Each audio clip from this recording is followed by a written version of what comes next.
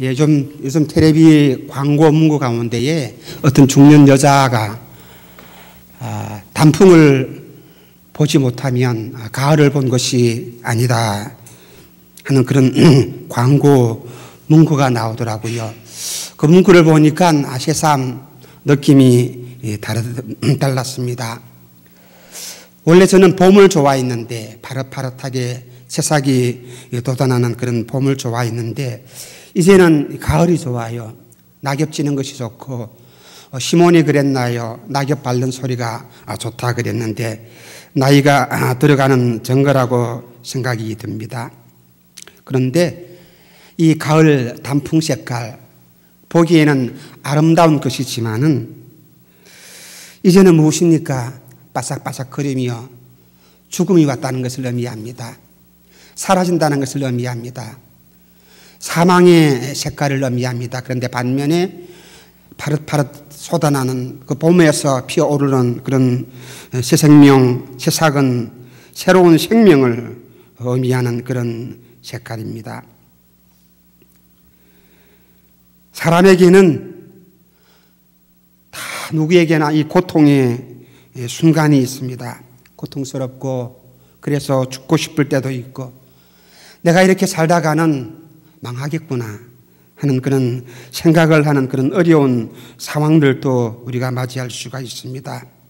그런데 이런 상황, 우리가 죽고 싶은 그런 상황, 고통당하고 멸망당할 그럴 위기에 처할 때에 내가 어떻게 믿음으로 대처하는가, 그것을 오늘 우리가 한번 이 본문 말씀을 중심으로 해서 생각하고 하나님께 기도하기를 원합니다. 본문 말씀은 예레미야 21장 8절부터 9절 말씀입니다. 다 함께 한번 읽어보도록 하시겠습니다. 여호와께서 가라사대 너는 또 이 백성에게 여호와께서 이같이 말씀하신다 하라. 보라, 내가 너희 앞에 생명의 길과 사망의 길을 두었노니 이 성에 거주하는 자는 칼과 기근과 연병에 죽으려니와 너희를 애운 갈대아인에게 나가서 항복하는 자는 살리니 그의 생명은 노력한 것 같이 얻으리라 그랬습니다. 이 예레미야 21장은 유다 나라의 마지막 왕인 시드기야 왕이 위기를 당하는 그런 내용입니다. 이 시드기야 임금은 유다 나라의 20번째 마지막 왕입니다. 21장 1절 말씀을 보시겠습니다.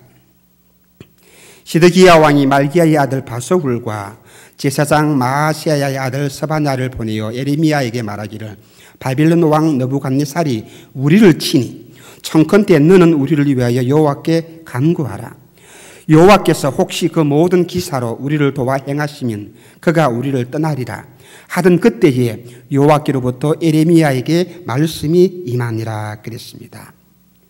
무슨 말씀인가 하면은 시드기야 왕이 말기야의 아들 이 애굽과 동맹을 맺었습니다. 그래서 바벨론에 반란을 일으켰어요. 바벨론 나라에 이 조공을 바쳐야 하는데 이제 이 조공을 바치는 것을 거절하고 반란을 일으키게 되니까 이 거대한 나라 바빌론 왕 느부갓네살 왕이 쳐들어와서 이 유다를 멸망시키려고 하는 것입니다. 그래서 예루살렘 성을 포위해서 성문들은 다 닫혀버렸습니다. 예루살렘 군대는 성문 밖으로 나가서 싸우지만은 이 거대한 나라 왕 이 군사들에게 쫓겨서 다시 성문 안으로 들어오게 되는 것입니다. 무기도 군대도 높은 성도 그 모든 것들 아무런 도움이 되지를 못했습니다. 설상가상으로 이 예루살렘 성 안에는 먹을 음식도 없어가지고 기근이 또한 오게 되었고 연병까지 돌았습니다. 그래서 시드기야 임금님은 평소에는 무시했던 그 예레미야 선지자, 그 사람에게 사람을 보내가지고 기도를 해달라. 이런 위기 때에 우리를 살려달라고 하나님께 기도 좀 해달라. 그렇게 부탁을 합니다. 이런 위기에 혹시나 우리가 기도하니까 또 당신이 예레미야 당신이 선지자인데 한번 하나님께 기도하면 혹시나 하나님께서 기적을 일으켜가지고 바빌론 군대를 멸망시키고 우리를 건질 수 있지 않겠는가? 우리를 구원할 수 있지 않겠는가? 그렇기 때문에 우리를 위해서 예레미야 너는 기도 좀 해달라. 그렇게 시드기야 임금이 요청을 했습니다. 이 요청을 할 때에는 이 시드기야가 옛날에 히스기야 임금 내용을 한번 생각을 하고서 그때 일을 추억을 하면서 부탁을 했습니다. 히스기야 시대에 무슨 일이 있었는가 하면 이 시대 때에도 역시 아수르 군대가 쳐들어왔습니다. 아수르 왕 산헤립, 군대 장관 랍사게 이 두 장관이 히스기야를 향하여서 온갖 공갈 협박을 다 하였습니다. 너희 하나님은 산의 신이다. 그렇기 때문에 우리는 지금 평지에서 싸우는데 산의 신이기 때문에 우리가 평지에서 싸우면 너희 하나님은 우리에게 질 것이다. 우리한테 상대가 안 된다. 그렇기 때문에 너희들은 하나님을 의지하지 말라. 여호와가 너희를 구원한다는 말을 믿지 말라. 이렇게 공갈로 협박합니다. 협박할 뿐만 아니라 편지를 써가지고 유다나라에 보내게 됩니다. 그때에 이 히스기야 임금이 이 편지를 붙들고 하나님께 기도합니다. 하나님, 저 원수들이 우리를 이처럼 모독하는데, 여호와 하나님의 이름을 모독하는데 우리는 이길 힘이 없습니다. 우리는 방어할 힘이 없는데 하나님만 우리가 바라봅니다. 그렇게 히스기야 임금님이 간절하게 기도했습니다. 그럴 때 하나님께서는 그날 밤에 이 아수르 군대를 쳐버렸습니다. 그 군대에 전염병을 보내가지고 그 다음날 일어나 보니까 군대 18만 명이 모조리 병이 들어서 송장에 다 되어버렸습니다. 그래서 히스기야 왕 때에는 이 아수르 군대가 쳐들어왔을 때에 그 전쟁에서 살아남았습니다. 이런 기적을 이 히스기야가 알았습니다. 이 내용이 열왕기하 19장에 있는데 이 역사를 알고 있기 때문에 그 기적을 추억을 하면서 지금 우리 나라가 위기에 처해 있는데 하나님 이런 기적을 우리에게도 다시 일으켜 주시기를 바랍니다. 자기는 개특처럼 살아왔거든. 자기는 온갖 이 예레미야 선지자를 무시하면서 하나님을 찾아보지도 아니하고 하나님 말씀을 듣지도 아니하고 자기 마음대로 살아왔고 이런 위기에 처하니까 하나님 살려주시기를 바랍니다. 이런 기적을 기대하면서 하나님께 기도해달라 그렇게 예레미야한테 요청을 했습니다. 그런 기적도 오늘 우리에게 있으면 우리가 살아남을 수 있을 것인데 그 말입니다. 지금 우리가 어려운 때입니다. 그렇죠? 경제적으로 가장 어려운 때라고 합니다. 모두가 다 어렵고 환율도 올라가고 어려운 상황인데 이렇게 어려울 때에 우리도 마음으로 이런 이런 기적이 한번 일어났으면 내가 신앙생활 한 것은 생각지도 아니하고 한번 내게도 이런 기적들이 이런 요행들이 일어났으면 하는 그런 생각이 있을 것입니다. 시드기야는 요행과 기적을 바라고 예레미야에게 기도를 요청을 했습니다. 우리가 늙어서 병들면은 마음속에 하나님께 이런 마음이 있습니다. 하나님 나에게 성령의 능력을 주시어서 저를 이팔 청춘의 몸으로 한번 바꾸어 주시고 또 이런 기적을 바라는 그런 마음들이 우리에게 누구나 다 가지고 있습니다. 이 요행을 바라는 이 요행을 통해서 기적을 이루기를 원하는 그런 마음들이 우리에게나 누구에게나 다 있다는 사실입니다. 그런데 우리가 한 가지 알아야 할 것이 무엇입니까? 우리에게는 이 요행이라는 것이 절대로 없다는 사실입니다. 하나님께서 우리에게 복을 주실 때에 기적을 행하실 때에는 이 요행이라는 방법을 가지고서 우리에게 행하지 않는다는 사실입니다. 시드기야가 하나님께 유행을 바라는 마음으로 예레미야 선지자에게 기도를 요청을 했습니다. 그럴 때 하나님께서는 어떻게 응답하십니까? 하나님의 메시지는 이 예레미야를 통해서 분명히 허락해 주시는데 시드기야 왕이 원하는 대로 하나님께서는 응답하지 않았습니다. 하나님의 응답은 8절, 9절 말씀에 있습니다. 다시 다 같이 한번 똑같이 큰 목소리로 한번 읽어보도록 하시겠습니다. 8절과 9절 말씀입니다. 시드기야 왕이 21장 8절 말씀. 여호와께서 가라사대 너는 또 이 백성에게 여호와께서 이같이 말씀하신다 하라 보라. 내가 너희 앞에 생명의 길과 사명의 길을 두었노니 이 성에 거주하는 자는 칼과 기근과 연병에 죽으려니와 너희를 애운 갈대아인에게 나가서 항복하는 자는 살리니 그의 생명은 노력한 것 같이 얻으리라 그랬습니다. 하나님의 응답은 전혀 다릅니다. 시드기야는 이 갈대아 군사들에게 다시 한번 승리를 원하는데 하나님의 응답은 뭐라고 말씀하십니까? 갈대아 사람들에게 항복하라. 이 갈대아 바빌론 군사를 말합니다. 지금 이라크를 말하는 것이지요. 에레미야의 메시지는 참 이상합니다. 바빌론 왕 느부갓네살에게 항복하라 그럽니다. 그렇죠? 제가 만난 이 시간에 여러분에게 설교하면서 김정일에게 항복하라 그렇게 한다면, 이런 말씀을 설교를 한다 그러면 여러분은 나를 어떻게 생각합니까? 그렇죠? 돌을 던져가지고 죽일 것입니다. 저런 매국노가 어딨냐 그 말입니다. 끝까지 우리가 싸워서 나라를 지켜야지 어떻게 김정일에게, 북한 공산당에게 항복하라 그렇게 말을 할 수가 있는가? 그런데 예레미야가 이 왕에게 항복하라, 느부갓네살 왕에게 항복하라, 그래야 산다 그 말이에요. 예루살렘 성 안에 있으면 칼과 기근과 연병에 죽을 것이다, 그렇게 말을 합니다. 역사학자들은 이 느부갓네살 임금님이 굉장히 포악한 왕이라고 합니다. 절대 군주라고 그렇게 해석을 합니다. 잔인하고 무자비한 왕이라고 하였습니다. 그런데 하나님께서 이런 왕에게 항복하라, 그래야 산다. 그래야 산다. 너희 앞에 생명의 길과 사망의 길이 있는데 사는 길은 이 왕에게 항복하라.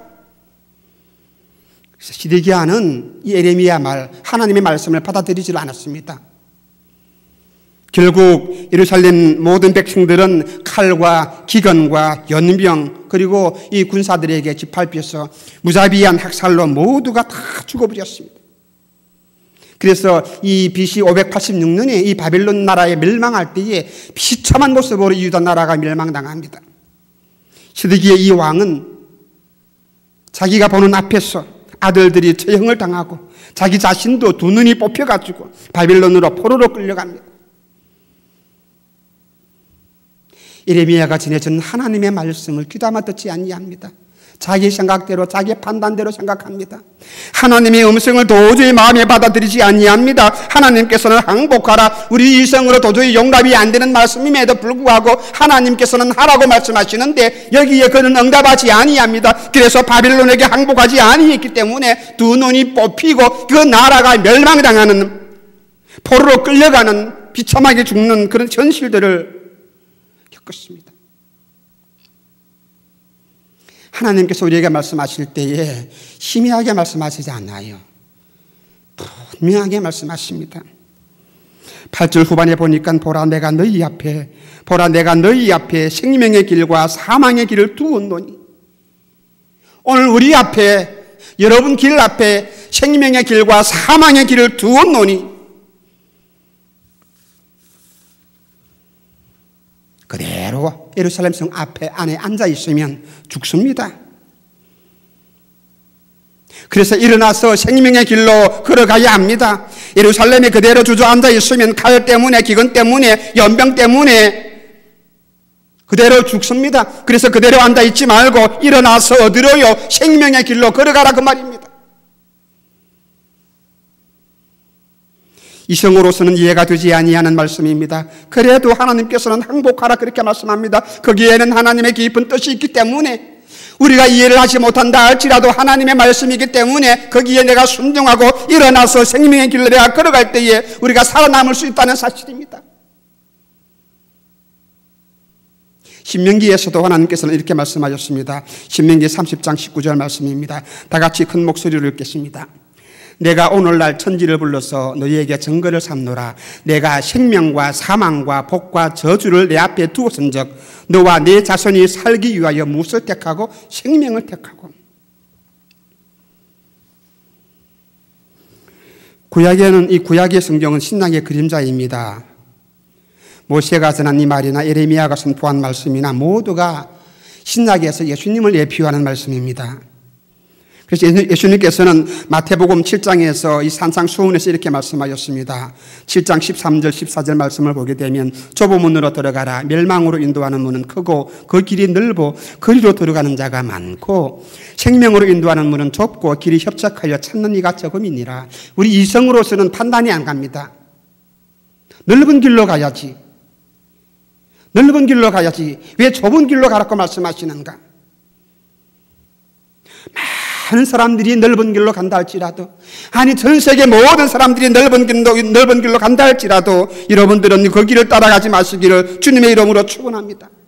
넓은 길을 따라가게 되면 친구가 많아서 도와줬습니다. 걸어가기도 편합니다. 모든 것 다 얼마나 편한지 모릅니다. 그러나 그 길로 가다 보면 낭떠러지에 떨어져 다 죽게 되는 것입니다.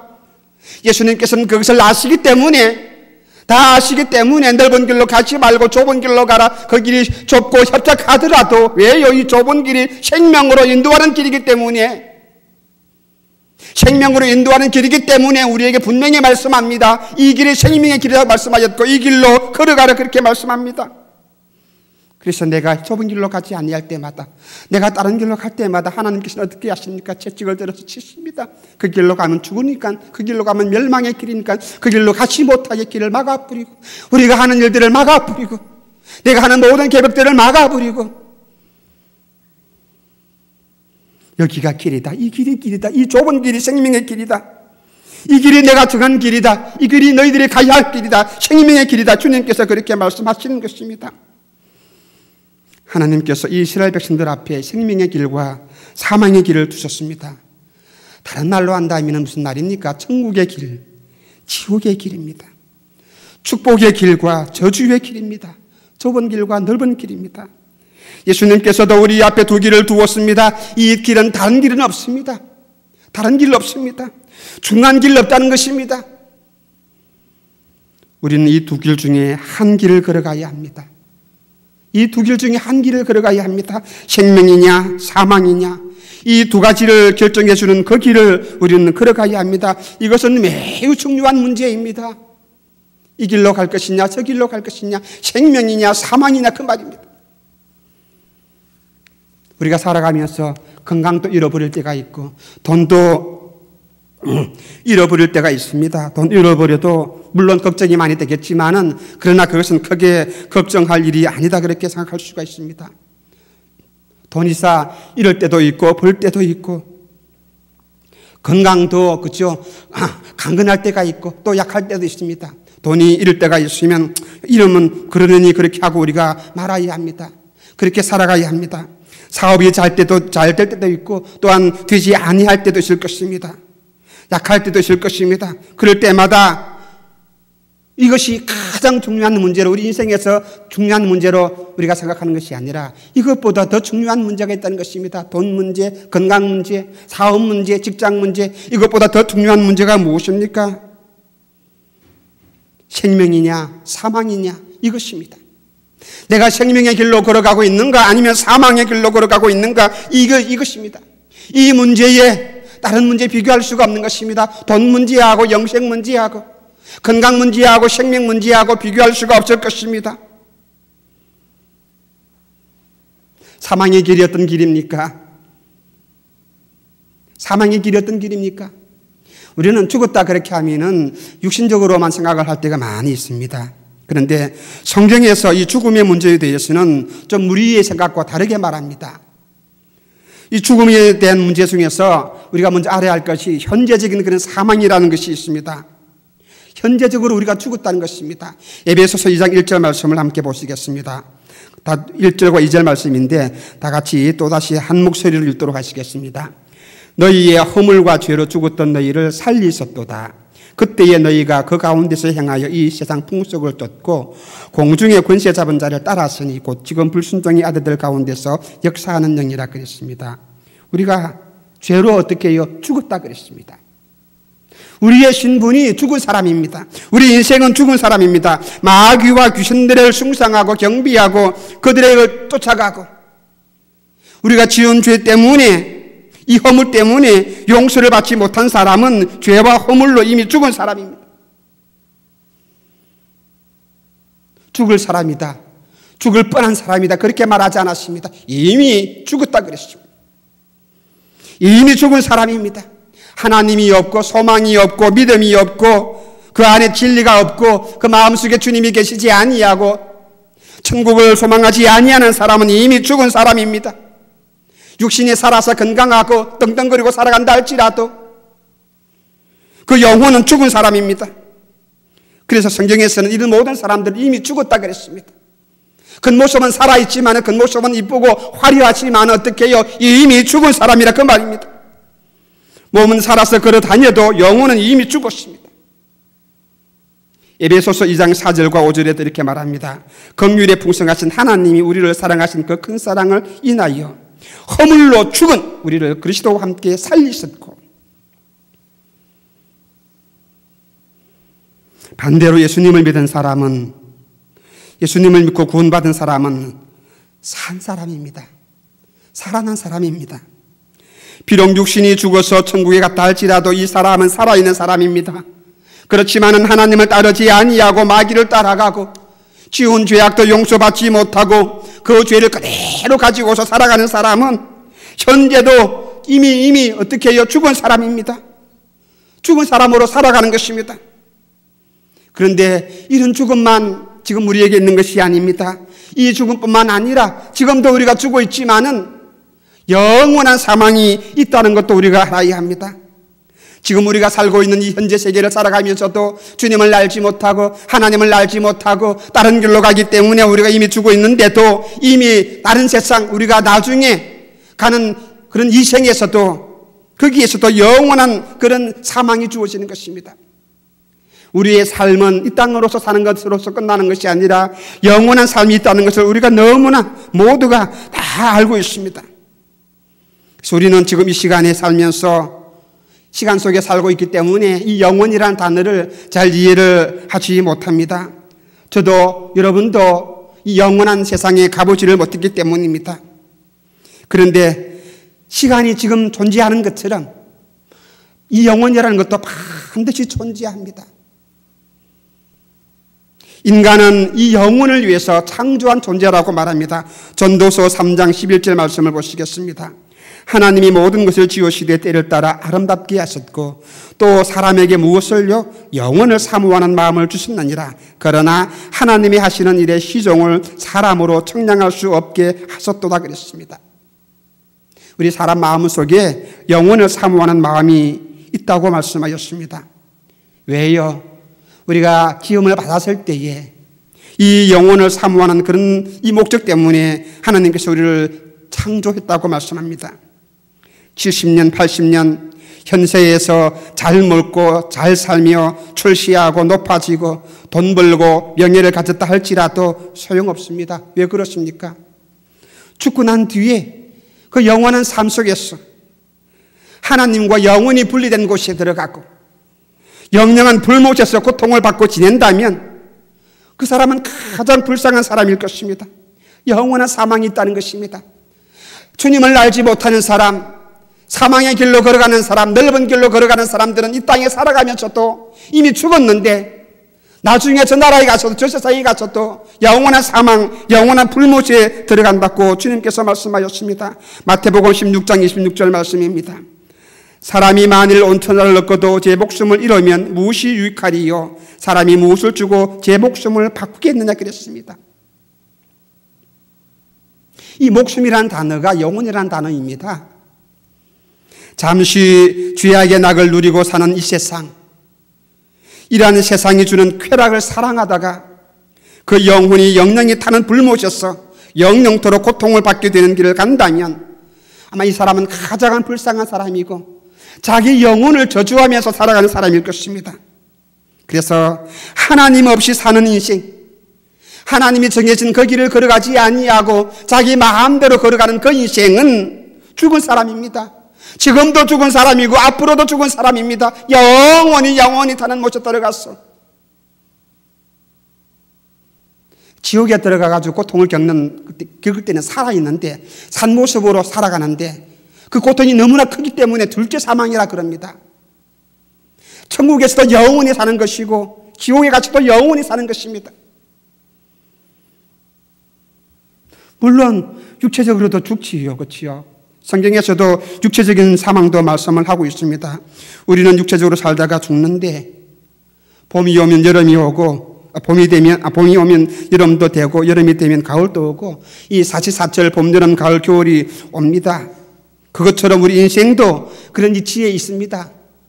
지금 우리 가운데 그렇죠. 젊은 사람 또 더 젊은 사람, 더 나이 많은 사람, 각각의 각층의 나이가 있는데 그 사람 모두가 어떤 사람은 겨울도 있고 어떤 사람은 봄도 있을 것입니다. 그렇다 할지라도 반드시 겨울은 옵니다. 어떤 사람은 겨울이 오기 전에도 봄에 죽을 수도 있고 여름에 갈 수도 있을 것입니다. 그렇지만은 이 육체적인 죽음은 반드시 온다는 사실입니다. 그런데 이 육체적인 죽음, 성경에서는 무엇이라 말합니까? 이 육체적인 죽음도 성경에서는 이사간다 그렇게 말합니다. 육체적인 죽음을 말할 때에 이사간다고 말입니다. 고린도후서 5장 1절 말씀입니다. 다 같이 여러분들이 읽도록 하시겠습니다. 시작.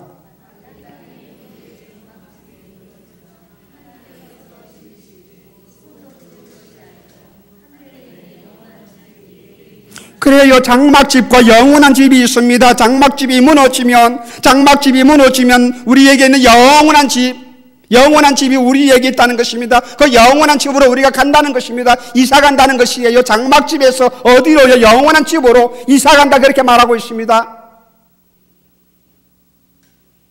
우리나라 말 사망 것이요. 끝나버리는 것. 죽을 삭자 망할 망자. 그게 아닙니다. 하나님이 예비하신 그 집으로 우리가 옮겨가는 것입니다. 이사가는 것입니다. 이 장막집, 흙으로 지은 집, 그 집을 우리 인생이 흙으로 지었기 때문에 거기에 비교를 하는 것입니다. 옛날에 삼풍백화점이 무너지는 것처럼 언제든지 우리 육신의 집도 무너지게 되어 있는 것입니다. 그런데 보세요. 우리 영혼은 육신은 무너지지만 우리 영혼은 영원히 무너지지 아니하는 그 집으로 우리가 이사를 간다 그 말입니다.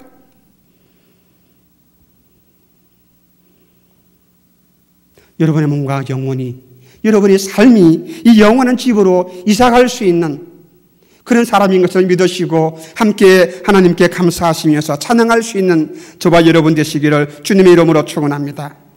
죽는 것, 이사가는 것입니다. 그래서 우리가 슬퍼하지 아니합니다.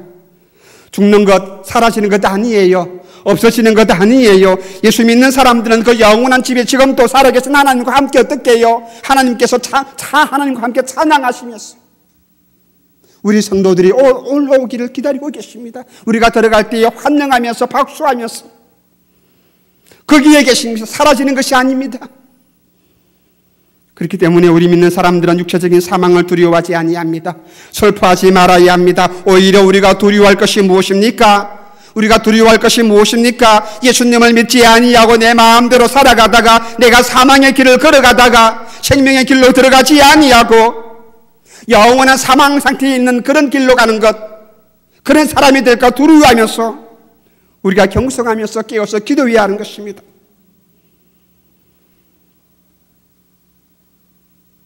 저와 여러분의 힘으로 이 사망의 길을 벗어나기 위해서 우리가 해야 할 힘 아무것도 없습니다.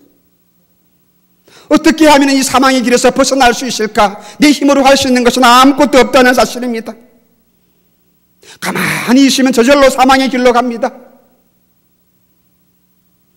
예루살렘 성 안에 그냥 가만히 앉아있으면 다 망합니다. 다 죽습니다. 기근 때문에 죽고요, 연병 때문에 죽고요, 바빌론 군사가 쳐들어와서 칼에 맞아 죽고요, 생명의 길로 나가야 하는 것입니다. 항복해야 하는 것입니다. 난공불락의 승리라 할지라도 우리 인간의 힘으로서는 이 죽음의 길을 벗어날 수 있는 힘이 아무도 없다는 것입니다. 그러므로 이 사망의 길에서 벗어나서 생명의 길로 가야 합니다. 하나님의 음성을 듣고 순종해야 합니다. 항복하라 그럴 때 우리는 항복해야 합니다. 이유도 모르지만 무조건 하나님의 말씀대로 항복해야 합니다. 생명의 길로 들어갈 수 있는 그런 믿음의 사람이 되시기를 주님의 이름으로 축원합니다. 이 생명의 길이 어떤 길입니까? 본문에서 바빌론 왕 느부갓네살 왕에게 항복하라. 이 느부갓네살 임금은 아마 하나님의 도구인 것 같지요. 이스라엘 백성들이 하나님의 뜻을 어기고 우상을 섬기고 그렇게 할 때에 하나님께서 이 백성들을 치시려고, 채찍으로 치시려고, 징계하시려고 하나의 채찍으로 삼으신 거예요. 그래서 바빌론도 나중에 멸망당하는 것이지요. 그런데 보세요. 하나님께서는 그 그 나라에게 항복하라 그렇게 말합니다. 왜 그렇습니까? 잠언서 21장 1절 말씀입니다. 다 같이 다시 읽겠습니다. 왕의 마음이 여호와의 손에 있음이 마치 보의 물과 같아서 그가 임의로 인도하시느니라 그랬습니다. 느부갓네살 이 왕에게 항복하게 되면 그가 아무리 잔인한 임금이라 할지라도 하나님께서는 이 왕의 마음을 주장해 가지고 이 그 왕 앞에 항복하는 모든 사람들을 살려주게 한다는 것입니다. 그것이 살 길이라는 것입니다. 시드기야가 바라는 것은 무엇입니까? 여행이었습니다. 옛날처럼 자기는 하나님 말씀대로 살았지 않는데 이제 한번 기도함으로 인해서 이런 기적이, 이런 요행이 일어나기를 바랬지만, 그러나 하나님의 요구는 무엇입니까? 모든 것 다 버리고, 무기도 버리고, 자존심도 다 버리고, 의심도 버리고, 걱정도 버리고, 모든 것 다 내려놓고 하나님 말씀대로 그냥 가서 항복하라고. 그것이 살 길이다 그렇게 말씀했습니다. 저와 여러분이 살 길이 어디 있습니까? 우리가 분명히 그 길을 따라가야 합니다. 그 길을 정하고 그 길을 걸어가야 합니다. 천로역정을 쓴 존 번년이라는 사람 아십니까? 그렇죠? 이 존 번년이 기록한 이 천로역정은 성경 다음으로 가는 그런 유명한 책입니다. 이 천로역정 다음에 이 사람이 또 호리 시티라는 그런 거룩한 성이란 거룩한 전쟁이라는 책을 기록을 했는데, 이 책 내용을 보게 되면 마귀가 한 도시를 다스립니다. 맨소울이라는 이 도시가 있는데, 이 도시는 마귀가 지배하는 그런 마을입니다. 그래서 모든 사람들이 고통을 받고 있습니다.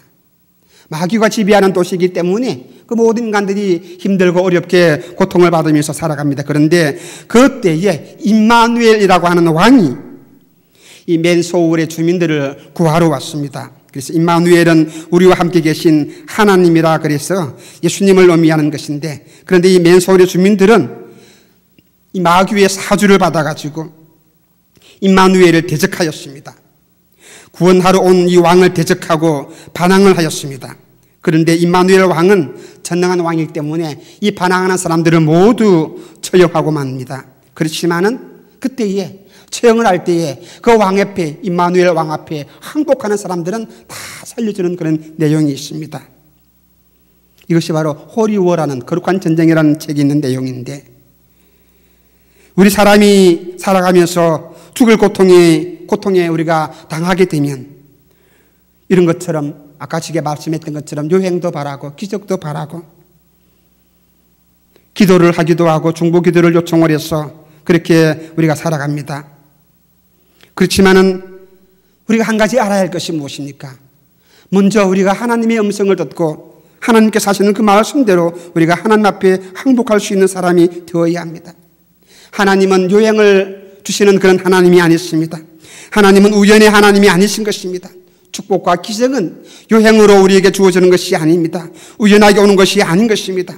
살 길은 무엇입니까? 우리의 구원자이신 임마누엘 되시는 그 예수님 앞에 전적으로 우리가 항복하는 것입니다. 하나님께 항복하고 주님께 항복하고 하나님께 내가 무릎 꿇고 항복하고 하나님 나를 살려주시옵소서, 이 하나님의 명령에 절대 복종하는 것입니다. 도대체 하나님 명령이 어떤 명령인데요? 갈대아 사람들에게 항복하라, 바빌론에게 항복하라. 우리가 용납할 수 없는 그런 명령임에도 불구하고 항복하라 그 말입니다. 그 명령임에도 우리가 믿고 전능하신 하나님을 내가 의지하고 믿고 그 말씀을 따라 내가 순종하고 나가면 거기에 살 길이 있다는 것을 내가 믿고 항복할 때에 거기에 살 길이 있습니다. 만왕의 왕이시고 만주의 주이신 그 하나님이신 우리 구주이신 예수님을 내가 무시하면서 그 명령을 내가 무시하면서 살아남을 수 있는 사람은 아무도 없을 것입니다. 지옥은 어떤 사람이 갑니까? 도둑질하고 간음하고 살인하고 그런 사람만 갑니까? 물론 그 사람이 갑니다. 그런데 지옥은 있잖아요. 죄인들이 가는 곳입니다. 지옥은 죄인들이 가는 곳입니다.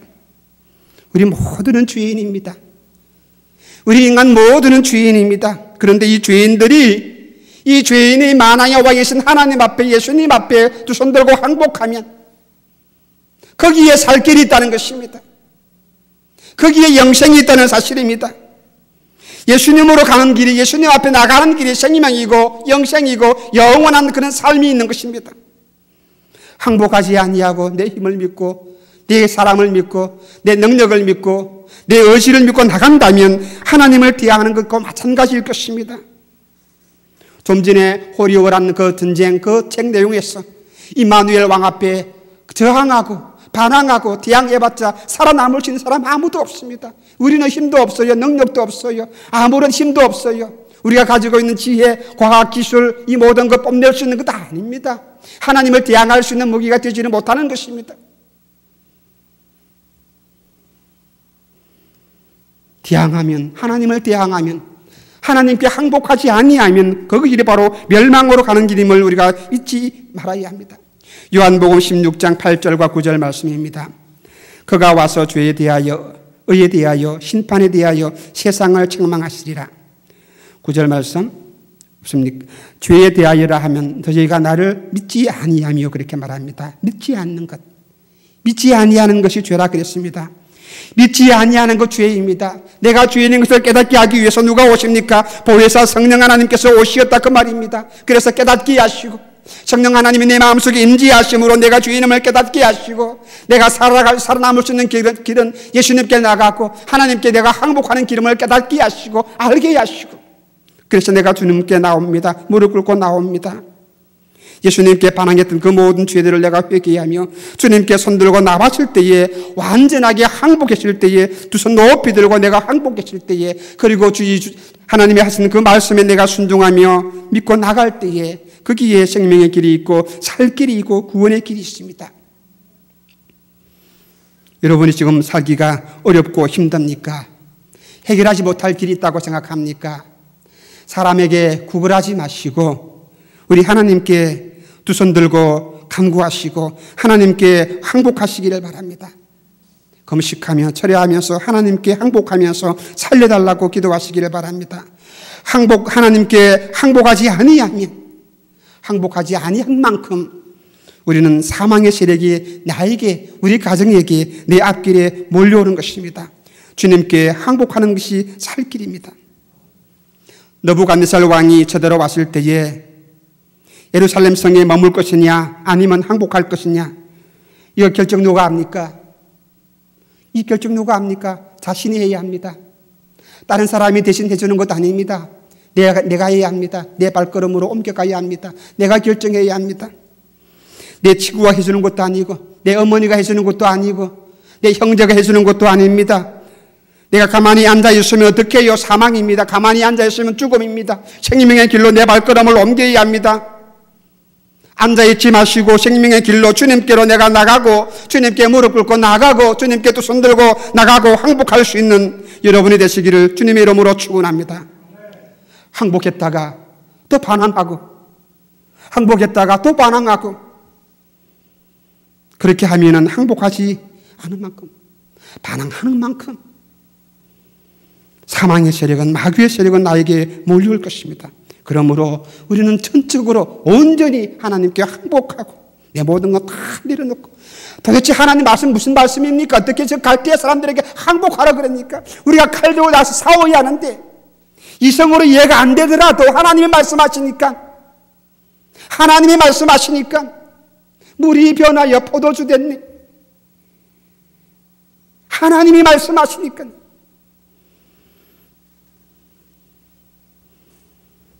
저는 운동을 잘 몸이 약해서 못하는데 좋아 안 해가지고 못하는 것이 아니라 몸이 있기 때문에 잘 할 수가 없습니다. 어릴 때는 많이 했는데 근데 지금 와서는 볼링을 좀 좋아합니다.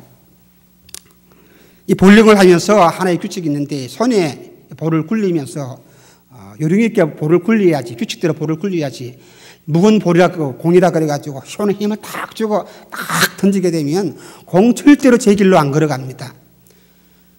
좀 어깨에 힘을 빼고 가볍게 빼고 그냥 들어서 규칙대로 이렇게 공을 스무스하게 부드럽게 던지게 되면 공이 스트라이크 존으로 탁 들어가서 핀 10개를 탁 쓰러뜨리는 그런 일들이 일어나게 되는 것입니다.